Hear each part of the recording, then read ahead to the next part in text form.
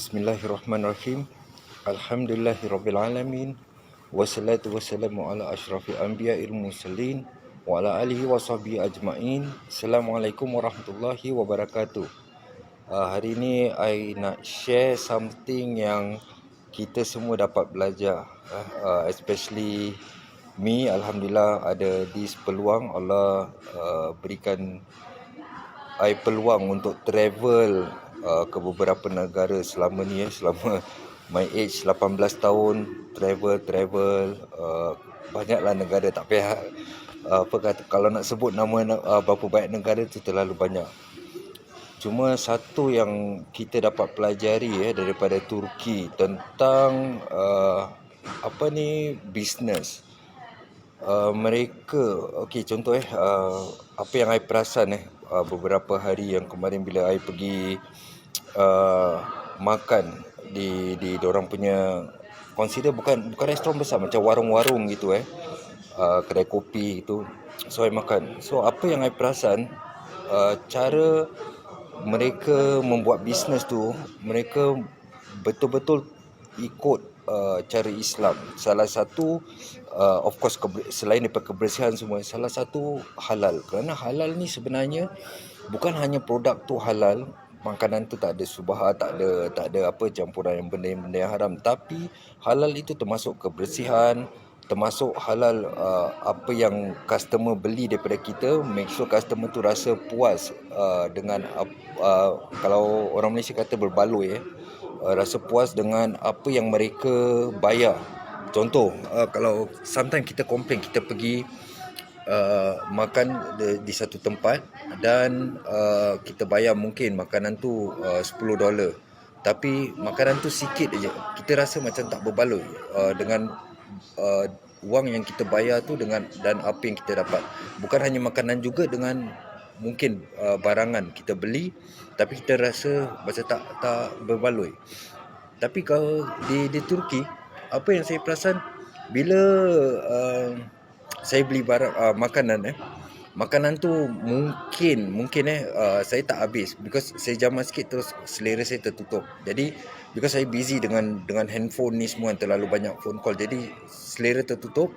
Jadi saya cuma jamah 1 atau 2 sendok makanan tu. Lepas tu saya bilang mereka untuk pack saya nak bawa balik ke hotel. Kerana misunderstanding tentang language, because tak semua cakap bahasa English.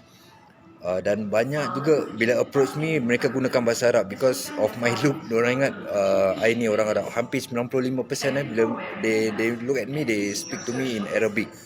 Jadi itulah saya punya kelemahan. I think I need to learn Arabic language.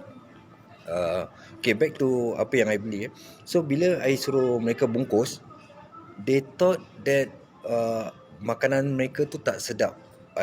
Jadi macam I as a customer macam tak puas hati, macam kecewa dengan makanan mereka. Jadi mereka kata dengan I, jangan bayar, tak perlu bayar, mereka kasih gratis, ataupun I boleh makan apa saja, mereka gantikan dengan gratis. Okay, itu cara mereka buat bisnes di sini. Mereka really take care of customer.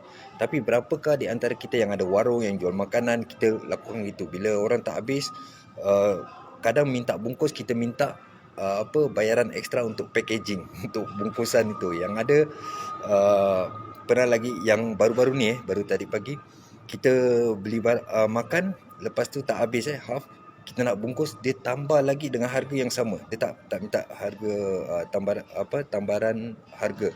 Jadi harga yang sama tapi dia tambah lagi makanan tu.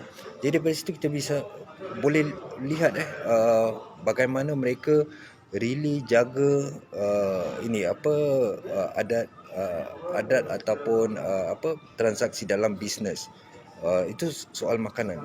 Juga soal bagaimana mereka sambut tamu, because Rasulullah sallallahu alaihi wasallam pernah bersabda, bila kita ada tamu, kita harus jaga tamu kita, buat mereka macam raja at least 3 hari pertama. So bila I ada meeting di Gaziantep, di Konya City, di mana saja, mereka katakan mereka akan jemput saya di airport. Tapi bukan itu je, hotel mereka bookkan hotel, dan hotel bukan hotel seperti cheap hotel. They book macam apa Sheraton Hotel, Ibis hotel-hotel yang itu. Ada even Hilton. Yang harganya mungkin kalau dolar Singapore about hampir $1,000, 800 lebih dolar. They willing to bayarkan hotel dan they will pay everything, even makanan semua. So that's how mereka jaga tamu yang datang pada mereka. Dan lagi satu, dalam bisnes kita juga boleh gunakan bisnes ni sebagai satu sumber untuk berdakwah. Jadi tak semestinya kita jumpa orang kafir kita tak boleh gunakan perkataan insyaAllah ataupun apa. Because like me, I tahu contohnya I jumpa I deal dengan orang bukan Muslim. I tahu bahawa dia bukan Muslim, tapi bila kita buat sesuatu perjanjian atau perbualan, saya akan gunakan, tetap akan gunakan insya-Allah untuk menyampaikan dengan dia, atau mungkin mereka tahu, dan yang mereka yang tak tahu mereka akan tanya apa tu maksud insya-Allah.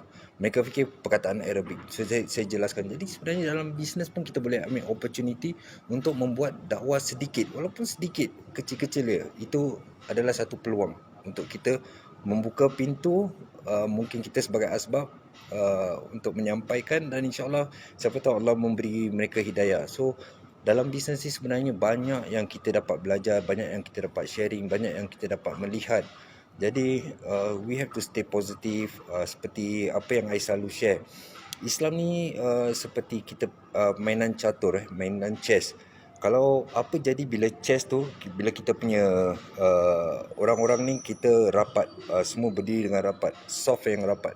Susah untuk pihak lawan menjatuhkan kita. Tapi bila kita mula berpecah, di situlah banyak lubang-lubang yang syaitan dan kita punya opponent menjatuhkan kita. So dari situ dalam Islam pun kita tak boleh hanya berjemaah waktu solat. Lepas solat tu kita dah tak berjemaah lagi. Kita saling membenci, menjatuhkan antara satu sama lain, iri hati, dengki dan sebagainya. Jadi di situlah kelemahan, bukan orang Muslim saya katakan orang Melayu. Kebanyakan terjadi pada orang Melayu. Because kalau saya kata orang Muslim, saya jumpa ramai orang Muslim di kawasan Asia, tapi Chinese, mereka tetap berjemaah, mereka tetap bergabung, mereka tak jatuhkan, tak viralkan, tak hina, tak apa semua. Tapi terjadi kepada orang-orang Melayu. Jadi kita harus berjemaah bukan hanya dalam solat, tapi dalam kehidupan kita. Kita berjemaah walaupun apa pun terjadi, kita berjemaah. Bila kita berjemaah, barulah kita jadi kuat. Barulah daripada situ kita boleh fikir tentang ekonomi umat Islam dan sebagainya.